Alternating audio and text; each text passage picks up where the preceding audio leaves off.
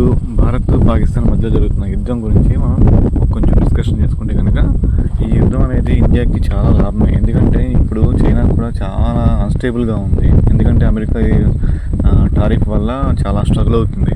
So ఇప్పుడు అమెరికాకి మైండ్లో ఏముంది, అమెరికా మైండ్లో ఏంటంటే అమెరికా ఎప్పుడు నెంబర్ వన్గా ఉండాలని చెప్పి అనుకుంటాడు ట్రంప్.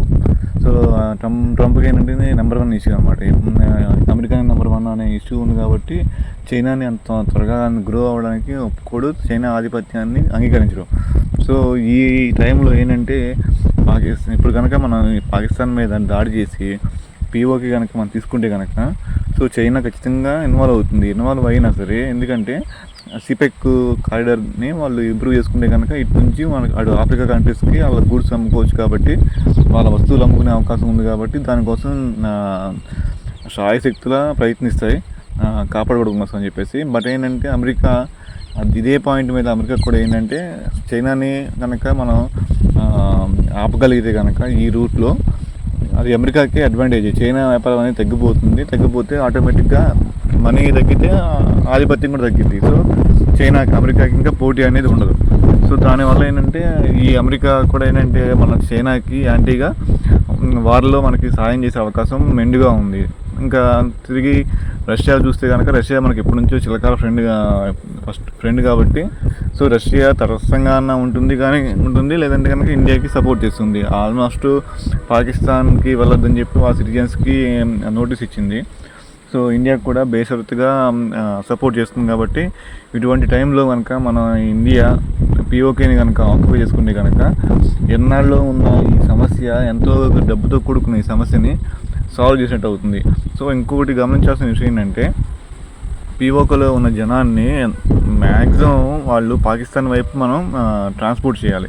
అప్పుడు ఏమవుతుందంటే ఇక్కడ మనకి పీఓకేలో ఉన్న జనాభా పాకిస్తాన్కి ప్రోగా ఉంటారు. కాబట్టి ఇప్పుడు సేమ్ కాశ్మీర్లో ఏదైతే ఇష్యూ జరుగుతుందో కొంతమంది ప్రో పాకిస్తానీ ఉండటం వల్ల మనకి ఇంటర్నల్గా చాలా ఇబ్బంది అవుతుంది. సో అలాంటప్పుడు మనం ఎంతో కొంత వాళ్ళకి అమౌంట్ ఖర్చు అయినా పర్లేదు, అమౌంట్ వాళ్ళకి పే చేసి కాశ్మీర్ నుంచి పీఓకే నుంచి పాకిస్తాన్ వైపు కనుక డిపోర్ట్ చేయగలిగితే కనుక మనకి అది ఒక బూతుల స్వర్గం అయిపోతుంది. అక్కడున్న ప్రకృతికి మనకున్న అవకాశానికి ఎంతో చాలా హెల్ప్ అవుతుంది మన ఇండియాకి.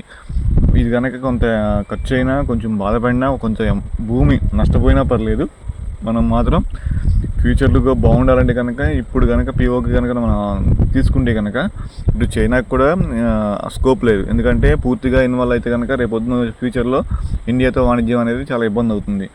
సో అలా కామ్గా ఉన్నామన్నా సరే సిపెక్ రూట్ అనేది వాళ్ళకి క్లోజ్ అయిపోతుంది. సో ఎటు వెళ్ళినా చైనాకి ఇబ్బంది, ఇటు వైపు మొగ్గినా చైనాకి ఇబ్బంది. బట్ ఏంటంటే అమెరికాకి మైండ్లో ఏముంటుందంటే చైనా ఎప్పుడైనా సరే సెకండ్గా ఉండాలి, లేదంటే కనుక ఇంకా లీస్ట్లో ఉండాలని చెప్పి అనుకుంటే తప్ప చైనాని అమెరికాకి ఈక్వల్గా చూడదు. ఇది ఒక అడ్వాంటేజ్ ఇండియాకి. సో ఇప్పుడు వాళ్ళు కనుక యుద్ధంలోకి కనుక పూనుకుంటే కనుక ఈ అమెరికా కూడా ఖచ్చితంగా వాళ్ళకి యాంటీగా సపోర్ట్ చేస్తుంది.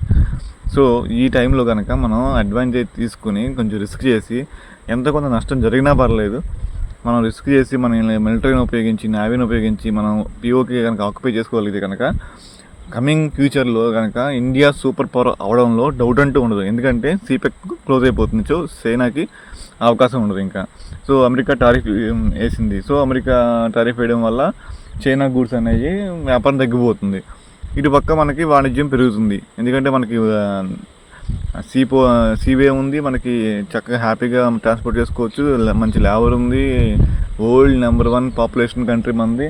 సో ఇన్ని అడ్వాంటేజెస్ ఉన్నాయి కాబట్టి మనం కనుక ఒక ప్లాన్డ్గా ఇదే గవర్నమెంట్ని మనం మళ్ళీ గెలిపించుకుని ఎటువంటి డీవియేషన్ లేకుండా అందరూ దేశ అభివృద్ధి కోసం పాటుపడితే కనుక ఉజ్వలమైన భవిష్యత్తు, ఆ చైనాని మించిన ఆర్థిక ప్రగతి, అమెరికాని మించిన స్వతంత్రం మనకు ఉంటుంది.